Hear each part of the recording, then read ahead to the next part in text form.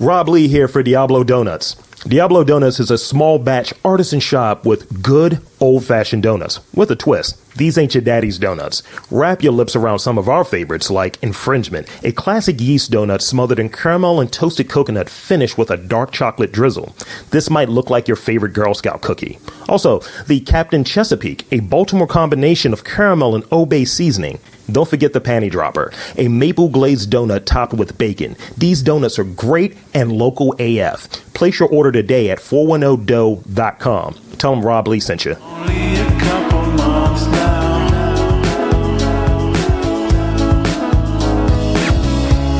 I think I recognize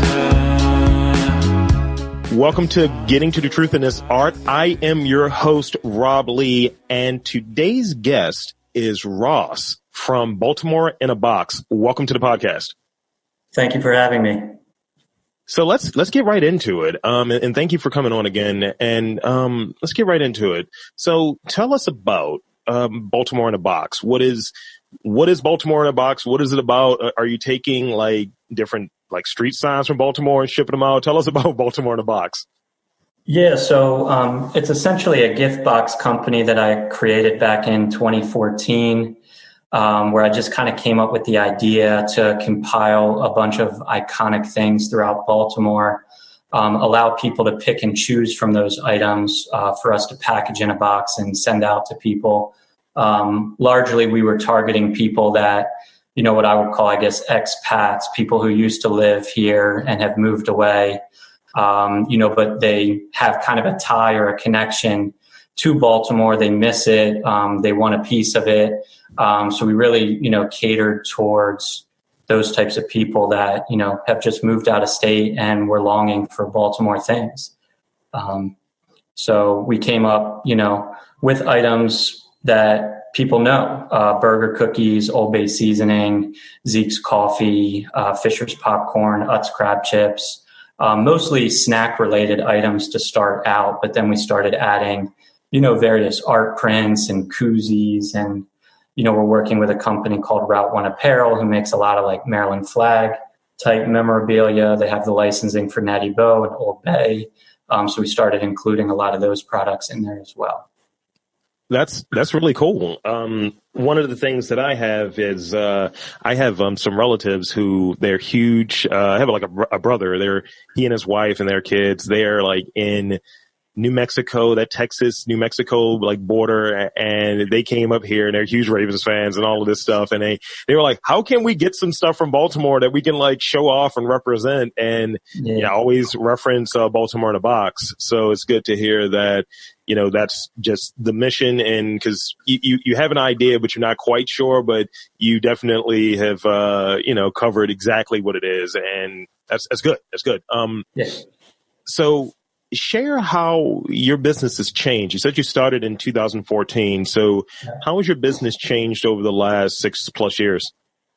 Well, quite a lot. I started the business in the basement of my house with a small little laptop computer, and I didn't even have a computer chair. I was literally sitting on like an Utz tin can as my chair. All the products were kind of laid out on a bed. I had brown boxes. I was handwriting the labels to ship the boxes. I just, put a sticker, like a Baltimore In A Box sticker on the outside. And I was, like I said, handwriting the labels and then also taking them to the post office for, the clerks there at the post office to manually print postage labels for me for each box. And got to a point where I was bringing 15, 20, 25 boxes to the post office at a time. And the ladies there were like, you can start printing postage from home. And I had no idea. I had literally hardly ever shipped anything before in my life before I started this business. So I literally started from scratch and kind of just learned a lot of the different intricacies with, e-commerce and box shipping and custom boxes. And, fast forward 6 years, we're in our second retail store location. Our first store was in Highlandtown. We were in there for 2 years. And then we moved to Hamden on 36th Street.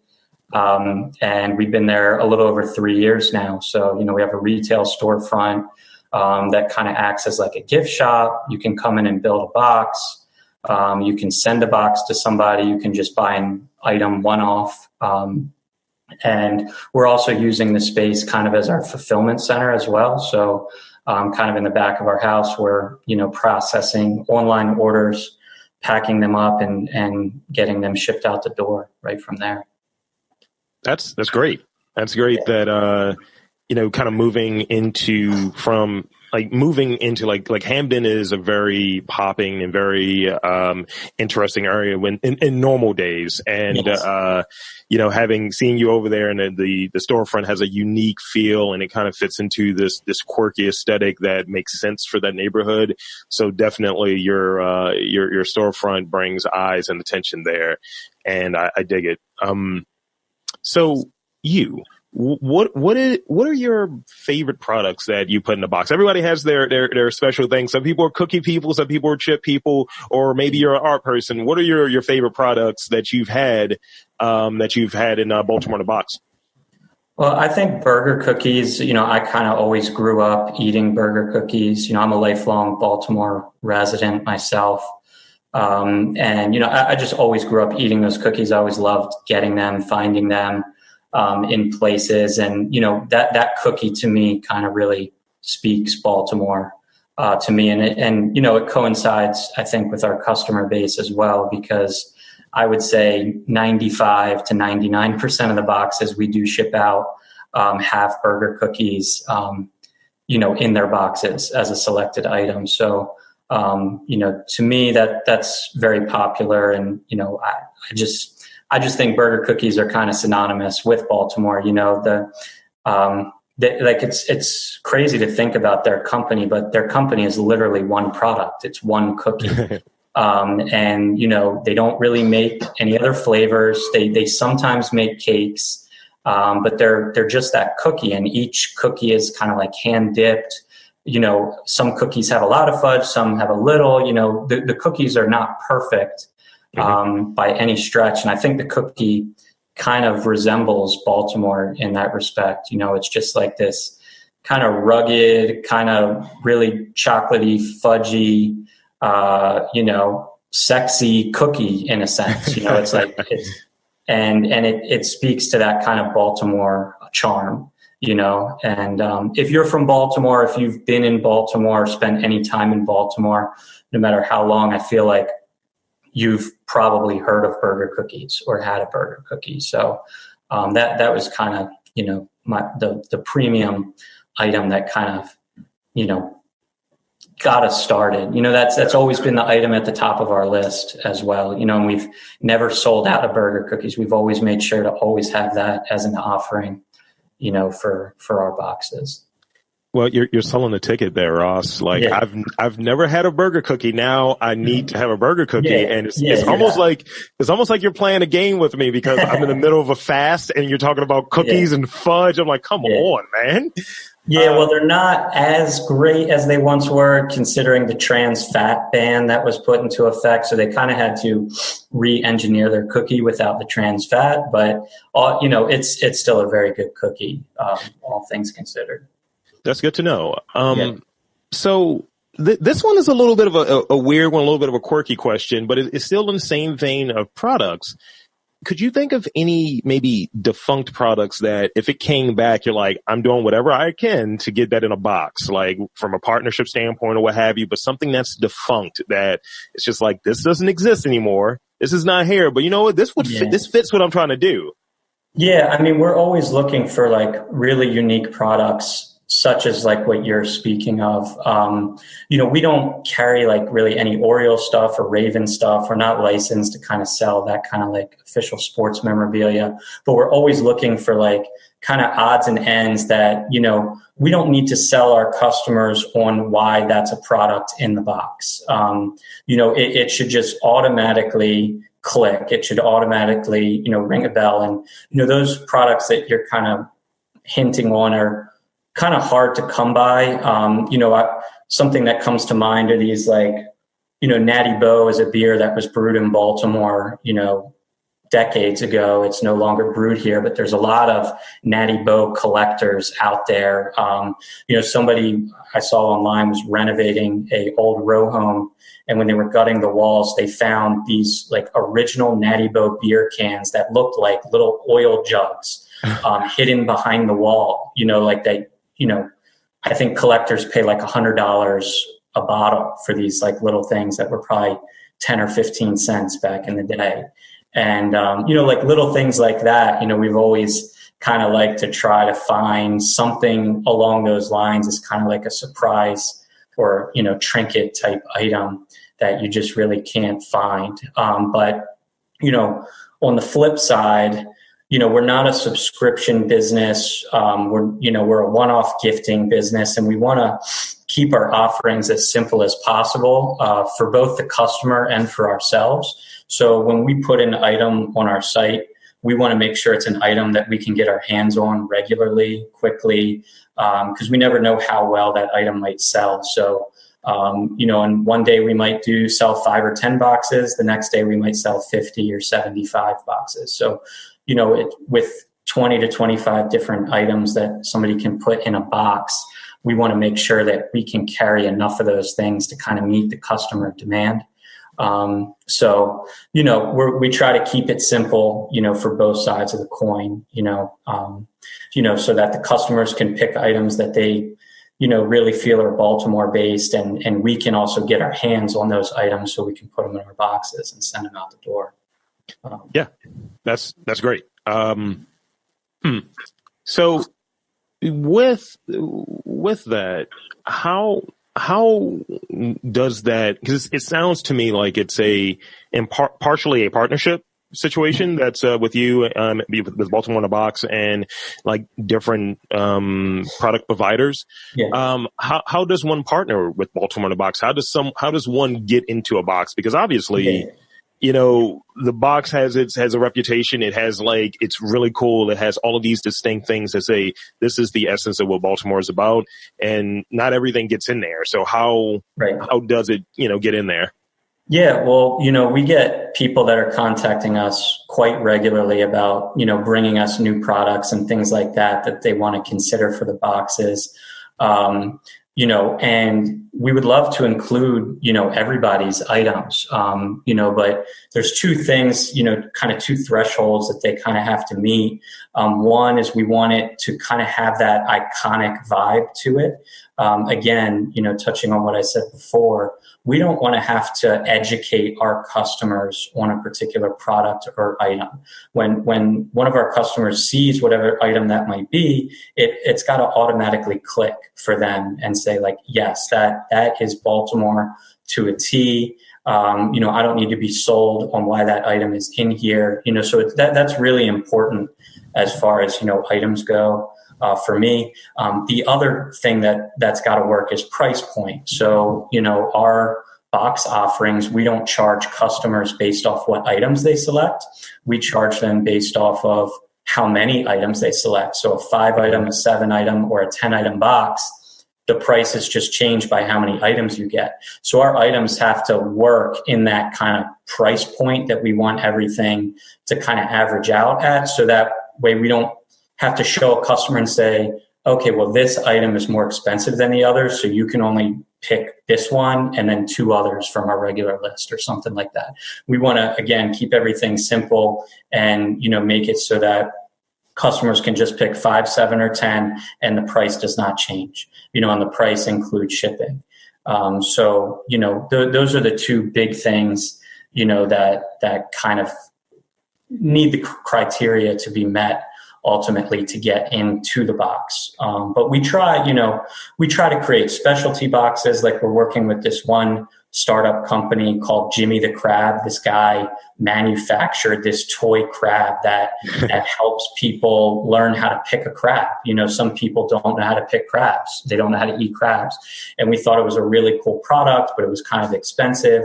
So we made a specialty box for that particular product. So you buy the Jimmy the Crab Baltimore in a Box, you get one of the Jimmy the Crabs, and then it comes with a lot of crab-oriented products, things with Old Bay, on them and such like that. So most of our boxes, you get to customize what goes in them, but then we do have, these special offerings, these special boxes that kind of have a prearranged set of items in them and kind of speak to the theme of the overall box. Yeah, I mean, it's what you described there is great, because simplicity matters, and still having that kind of, it's a little bit a la carte, but also it has that structure around it, with it all being rooted in, this is related back to Baltimore, and this makes sense for Baltimore. So in that quasi-professional segue, let's talk about Baltimore a little bit.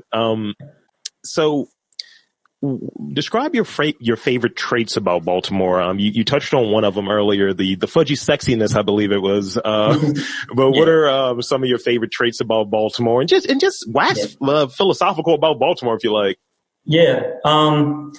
I mean, when I get asked this question, I always kind of touch on Baltimore being a city of neighborhoods. There's so many unique and interesting pockets and corners of Baltimore, so many just different neighborhoods, of different diversities, and Hamden is obviously one of those, Remington, close by to us, Federal Hill, Canton, Westport, Northwood, I mean, there's just so many different parts and areas of Baltimore, and you can kind of get to each one within 5 to 10 minutes. And kind of experience a lot of different things. So I've always just thought of Baltimore as a city of neighborhoods, with a lot of diversity and a lot of uniqueness to them. And, Hamden being a location for us, it's just perfect, because a lot of people, when they think of Baltimore, Hamden is that neighborhood they think of. The Hun Cafe is there with the big pink flamingo on the front. The Charmery is there on the corner with the big ice cream scoop outside. So many different spots and landmarks in Hamden, to kind of visit and enjoy. And there's just so many areas throughout Baltimore that kind of have a similar feel and vibe to it, I think. Aside from Hamden, for the folks that are thinking about coming to visit Baltimore, because I kind of frame some of these things almost like, hey, we're trying to get travelers, we're trying to get people to come here and check us out because we have all this dope talent and all of this good stuff here. What are maybe 2 to 3 places you would recommend for people to check out, like if they want to get that Baltimore experience? Obviously your place, obviously Hamden, when everything is kind of normalized or what have you, but a few places that you like that you would recommend people check out if they were to come to visit Baltimore. Yeah. One area I love to kind of always walk around and check out is Charles Village. You might have heard of the Painted Lady row homes that exist in Charles Village. Just the architecture of those homes is really amazing. Not many cities have what we have with those Painted Ladies. I mean, you could walk around blocks, in that area and just kind of get lost in the amazingness of just that whole area, and kind of like the pinks and the purples and the yellows and the blues. I mean, just all the different color combinations are kind of really amazing to see. And then, you're very close to Johns Hopkins University right there, and can kind of check out that campus, which in a non-coronavirus world is usually buzzing, with people walking around and checking out. Another area I've always, I guess I met my wife there is, in Federal Hill. She lived in Federal Hill, and, I hung out a lot there, when I was out of college, before I started this business. So, I got very familiar with, Federal Hill and, the harbor there, and, just the waterfront. Being on the waterfront is, amazing. Baltimore is an amazing waterfront city. But it just seems like some of these areas like the Inner Harbor right now are probably, in dire need of kind of redevelopment. There's a lot of talk about redeveloping the Inner Harbor, making it more, just kind of family friendly, kid oriented, there's so many good things down there, the Science Center, the aquarium. And we have this beautiful waterfront that people should be visiting and walking around all the time. And unfortunately, it's not there anymore. It just doesn't seem like a lot of people are enjoying that area. I guess for a lot of different reasons. Sure. But yeah, those would be the two areas I think I would recommend personally. Yeah, I think I'm on a very similar path there. It's that Charles Village, that Station North, that kind of corridor, that long stretch, pretty much from UB on up to maybe Loyola. It's Yes. I'm getting the art. I'm getting the that kind of transitory thing where you get the train right there, and it's a lot of traffic going there, a lot of different personalities, and I just feel like it's an energy there. And kind of the same thing. The Inner Harbor, it's kind of like joining different areas. You have some of the Federal Hill stuff, you have some of the Locust Point stuff, then you have downtown, all in that same area. And the Inner Harbor is kind of like in the center of it, and you're able to get to a few things from there. So yeah, it's definitely a good area that's indicative of what Baltimore is, and so on. Yes. So let's go back into before we get to the towards the end of this interview. Let's get back to what is the response, a memorable response that's been there for Baltimore in a Box. Share, if you have one, share one with me. Yeah. I mean, so kind of the interesting thing is, our product is primarily a gift, right? So, our customer who is ordering the box, they're sending it to somebody else. Ultimately, the feedback goes to the person, who got them the gift. That's what I've noticed within the past 6 years of this business. One of the things I'm always kind of, down on myself upon is getting more feedback from more people in a creative way, from our customer base, from the recipients. But we do get some feedback here and there. From time to time. I mean, people just ultimately love, when they open that box, I mean, it just brings back sensory, feelings for them. They can smell the Old Bay, they can smell the fudge on the burger cookie. They can taste the Fisher's popcorn. It reminds them of vacations at Ocean City. People just really enjoy getting something like this. It's kind of it's a perfect gift for, somebody who, is really hard to shop for. A lot of people struggle with trying to find the right gift for somebody. But when, somebody has a tie to Baltimore, we see that this gift really does serve a purpose. We've often, I've gotten feedback from our customers who have ordered boxes saying, this was the perfect box for somebody who has everything, they don't need a gift. They're very fortunate. But this was the perfect gift because it just it brought them back home in a sense, and it made them happy. And that's, something, that I really enjoy hearing, when I do get to hear that kind of feedback. And it means a lot because at the end of the day, there's nothing proprietary or unique necessarily about what we're doing. I mean, people have been making care packages for people since the beginning of time. What we do is we make it convenient.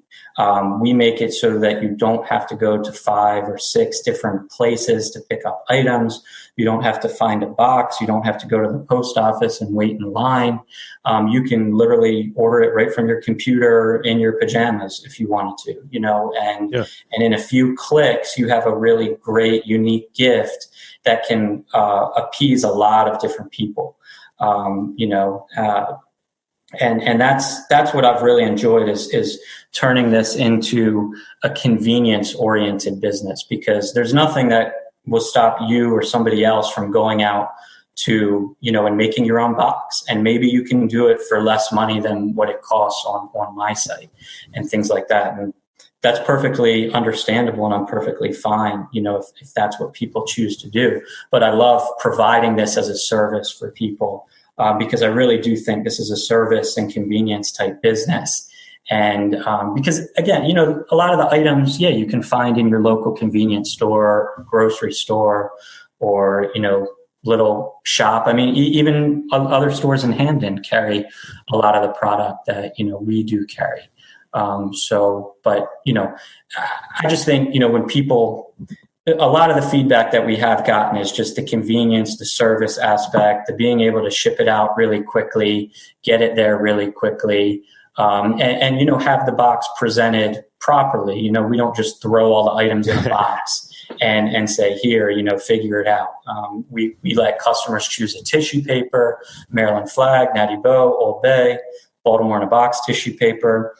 We present everything really nicely in the box. And I always have people say, oh, why don't you let Amazon fulfill this for you? Just get an Amazon fulfillment, contract and just let somebody else do all the fulfillment. And I say, well, then you lose all your personal touch. I'm very controlling with my business. I really, I want to make sure everything looks right. And honestly, as the founder, as the owner of this company, a box doesn't leave our store unless I touch it. So we have employees that pack the boxes, but I check every single box before it goes out the door. I check for accuracy and cleanliness and order and, just make sure everything looks right. Because I want to be the final eyes and hands that kind of touch that, and I'm very passionate about that, and just fortunately, we don't get a lot of feedback, but the biggest thing is we don't really get any negative feedback ever. And that's something I like to hang my hat on. I want to make sure the orders are straight, the orders are right, and that it's overall a very strong product, that makes it into the recipient's hands.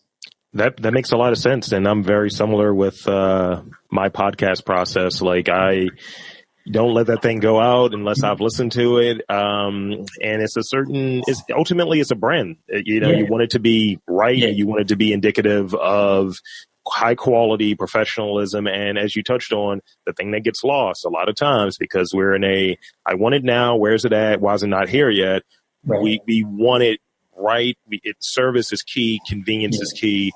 And, it makes a lot of sense. So, and as an entrepreneur, it kind of hampers my growth a little bit though too. And that's been my biggest fight and problem as far as being able to grow and really scale out my business is that, I'm a one or two or 3 man show. So it's, and if I got to touch every box, it's just like, how can my time could maybe be spent other places helping, to actually grow the business. But I'm very, very big on quality control. So I'm just, kind of stuck in a little bit of a rut as far as just like giving up some control with my brand and my business.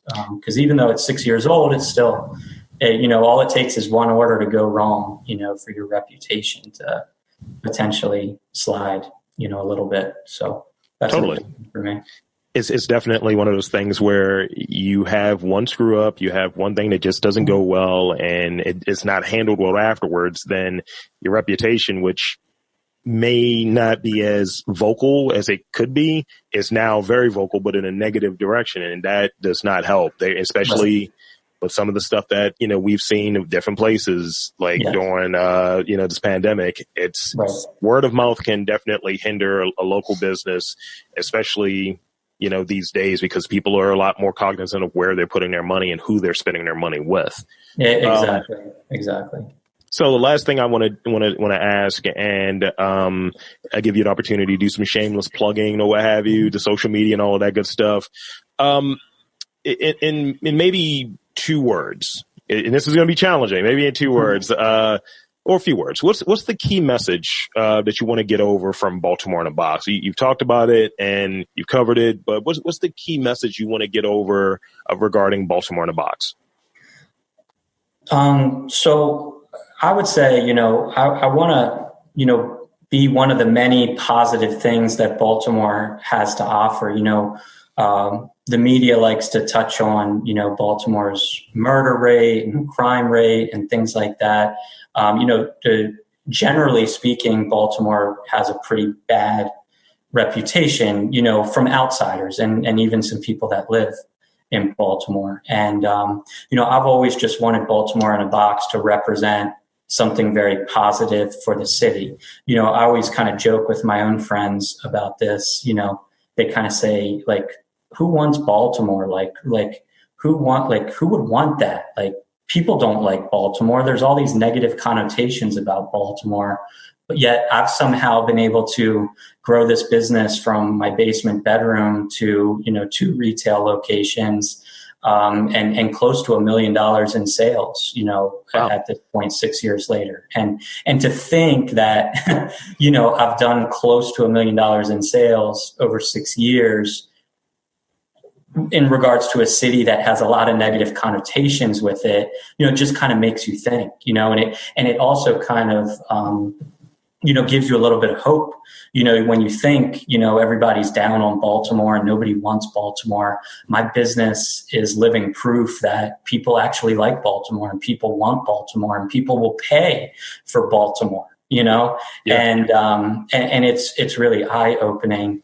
And that's just something I always kind of think of, when I think of my business and kind of why I do it, because at the end of the day, this is a side business for me. It's not what I do full time. Sure. So it is what it is. It's not a huge earner or anything like that. But at the end of the day, it does show, a lot of positive light, I think, and a lot of hope for the city. Like if I can sell all this Baltimore stuff, it must mean that there's some good things going on with Baltimore, and people still believe in the city. Absolutely. And thank you for sharing that. So in the last, couple of minutes, last 3 minutes we have here, shameless plug time. Ross, do it, man. What do you got? Where's your social media? Where can he check you out? Yeah, so we're on Instagram, Twitter, and Facebook. Our what is it called now? Our username, I guess. Your handle. Yeah, I was missing that word. I haven't used that in a while. It's all at Baltimore Box on social media. Our website is baltimoreinabox.com. And like I said, our socials at Baltimore Box. We also, real quickly, we just launched Baltimore in a Box ice cream. So you can check out baltimoreinaboxicecream.com. We partnered with a local ice cream manufacturer, Cream Cruiser, and they helped us develop 10 flavors with Baltimore items. So we have like a burger cookie flavor. We have an Utz crab chip flavor. We have a Fisher's popcorn flavor. So this is a kind of a new venture we just started. Again, it's called Baltimore in a Box ice cream. Cream Cruiser is helping us ship the ice cream to people. And then we also have pints for sale in our retail store in Hamden that we're starting to sell. So we just started that about 2 weeks ago, and we've already, had a lot of people buying our ice cream, which is really fun and cool. That's great. And you're off the hot seat, sir. So I'm going to close out, and that'll be that. So thanks again for coming on to the podcast. And I'm Rob Lee for Ross from Baltimore in a Box, saying there's art in and around Baltimore. All you have to do is look for it. So that's the podcast. And thanks again for coming on. I will let you know when this episode goes up. I'll tag you in it and all of that stuff. Okay, cool. The only thing I would need beforehand is I like to do an image of the person or what have you, or of the brand when I put the social media posts up. So if you could send me like a picture or something you would want me to put for the post, that would be great. Cool. And I can do that. Yeah, in a very shameful way, I was asking about how does one get in a box, because I'm definitely a Baltimore podcast. This obviously being a Baltimore podcast, and trying to do whatever I could do to kind of grow it. So I wanted to know if I could send you maybe some stickers of our stuff, and you could take a look and see if it's worth your time.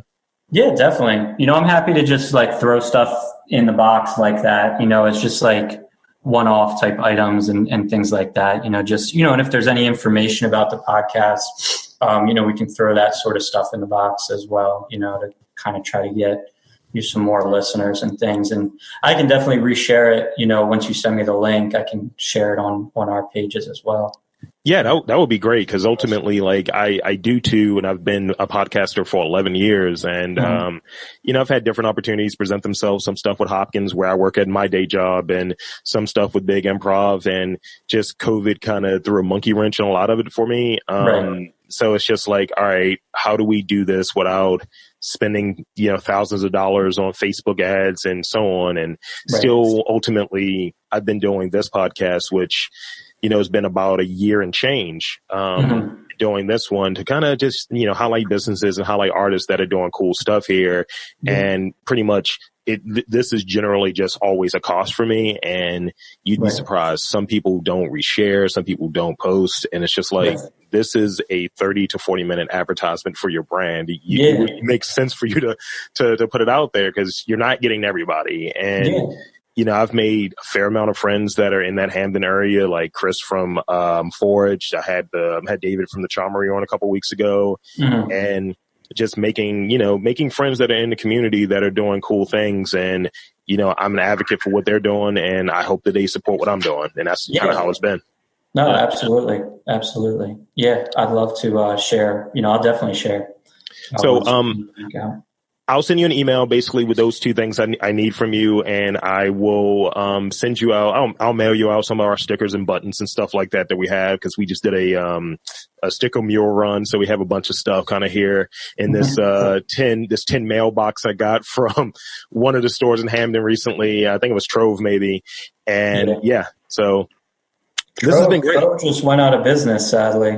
Yes, I got it. I got it on the that last weekend, I believe. Yeah, so it's a little. My girlfriend was very sad. Yeah, because they're like the anchor to Hamden. I mean, a lot of people came to Hamden just for Trove. So, and I mean, it's really sad. Like 5 or 6 businesses have closed out there. They've been there for a while now. So it's city's just changing.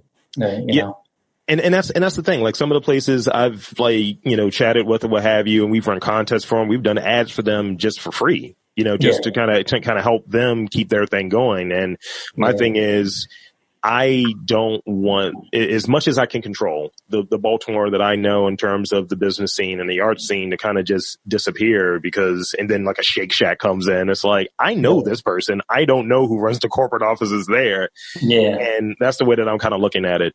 So I'll send you up a follow-up email after this, and I got to get ready to hop on another podcast because I'm the busiest man in podcasting. Yeah, sounds like it.